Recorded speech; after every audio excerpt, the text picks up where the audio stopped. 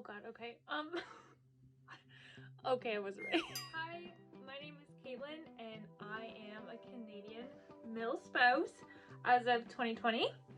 And I just wanted to quickly make a little video because I just started writing my experiences and my thoughts on my Instagram page at Young Military Spouse. So feel free to follow that. But yeah, I'm Caitlin. I am currently 22 years old. I am a nursing student, and of course I'm a mil spouse. And becoming a military spouse was extremely difficult for me. I had a hard time grasping it. I worked for PSP Borden for several years, and throughout that time I had said to myself and other people that I surround myself with that I would never be a military wife. I never wanted to live that lifestyle, and I saw the hardships that people went through while coming into our facility. Specifically, I worked in aquatics, so working with children and families directly. I saw hardships, and I found that quite difficult to sit through and work with these families. But yeah, so I said I would never put myself in that position, but here I am. I am extremely happy to be a mil spouse. I am engaged to my partner. He is currently away right now on leave, so this is the second time that he's been out of province. We got engaged exactly a month before he left for BMQ. Not like the stereotypes, that's not why we got engaged at that time. That is just the time that he had chosen to propose. So yeah, so becoming a military spouse has been extremely hard, and I find it really difficult to find people that are so young navigating this journey, because this isn't something that you can really talk to many people about where they don't understand. Like they find that they can't speak to us, and like spouses, in a way that they understand.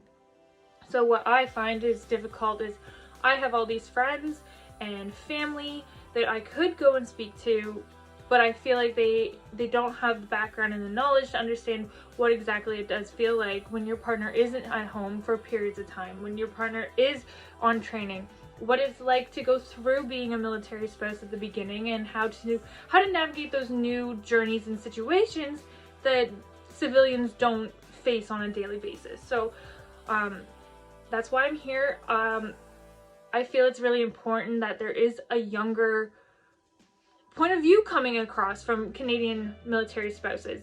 When I was doing my research, I found very minimal presence from a Canadian spouse in general.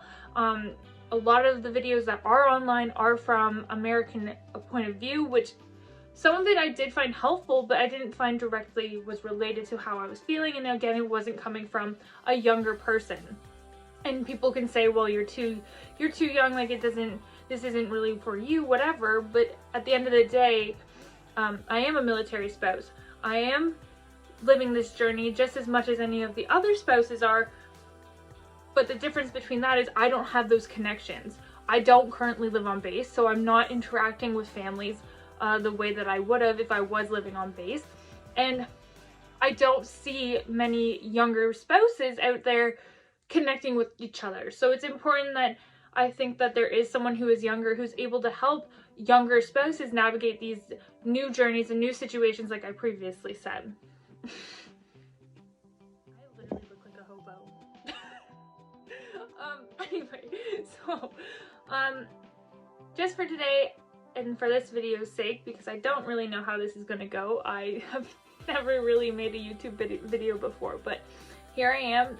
And here's one of my 3 cats hanging out.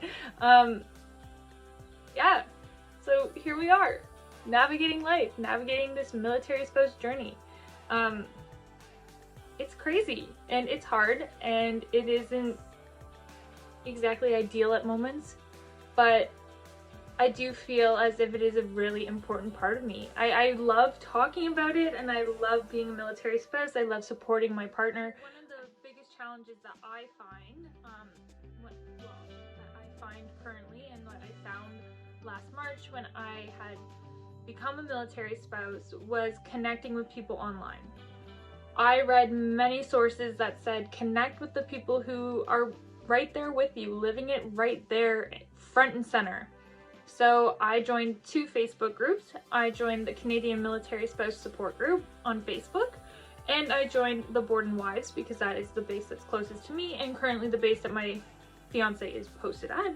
So I joined both those groups, and there is some really helpful information on there, but I do find that some of the information is kind of blocked out by the fact that there is people on there who, I have a lot of respect for these women. I'm not here to talk poorly about these women because I do not have anything poor to say about them, but I do feel as if there is a blinder sometimes on what you're posting.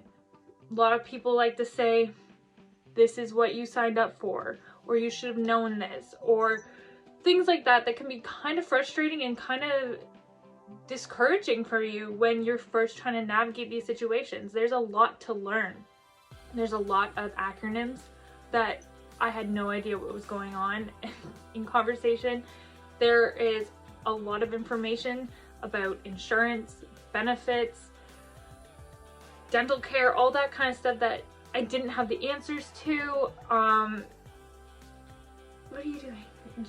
General information about living on base, about navigating BMQ, about COVID right now with the pandemic. There's a lot of things that I just felt weren't being answered in a way that was respectful to someone who hasn't been a military spouse for, at that point, not even 2 weeks. So I do think connecting on those webs, like on Facebook and in groups, is a great idea, but I do feel like sometimes people forget where they came from. I'm starting at 22 years old, well at the time 21 years old, navigating this new situation that is going to be my life. I'm coming from bottom of the barrel here, and I have to make my way to where they are. So these seasoned military spouses have all this great and enriched knowledge, and they are very, very important. But just remembering that we all come from somewhere and we make it to that expert level. It doesn't matter if it's a job, it doesn't matter if it's being a military spouse, we all start at the bottom and we work our way up. So I think it's important to always connect, but also look out for resources that can actually help you directly, and resources that relate to you. Because another huge thing that I find that's difficult is a lot of the resources offered are for families. And I do not currently have a child. And when I was looking for resources and when my fiance put my name down on a list at BMQ to be reached out to by, I believe she was a counselor, I don't remember, that was a few months ago. She said that she didn't have any resources for me because I didn't have a kid. So I think it is really important to make sure you are seeking out resources that are beneficial to you. Pick and choose what you need. Don't just go so broad. Ask questions. Look for people who have the answers to what you're looking for, and don't sit back and ignore the fact that your questions are valid. Your feelings are valid. So don't let other people impact that when you are searching for resources. And just talking about feelings and it being invalid or valid, remember that if you do choose to reach out to someone and maybe they are a mil spouse for many years ahead of you, or maybe it's somebody who is a civilian and doesn't live this kind of lifestyle, just remember that however you are feeling is valid. And I think this was a huge turning point for me when I realized however I was feeling about my fiance being at BMQ, or right now while he's at SQ. I think once I realized that those feelings, doesn't matter how long they're away, it doesn't matter what they're away for, whatever you feel is valid. And I think that remembering that nobody else can tell you how you feel, nobody else knows how you feel. So remember that you are worthy, that you are able to accomplish anything you want, and that your feelings are 100% valid. It doesn't matter that your partner's only been gone 3 days. maybe those 3 days are the hardest 3 days of your life. So remember that your feelings are yours and they are valid and you are loved. Oh.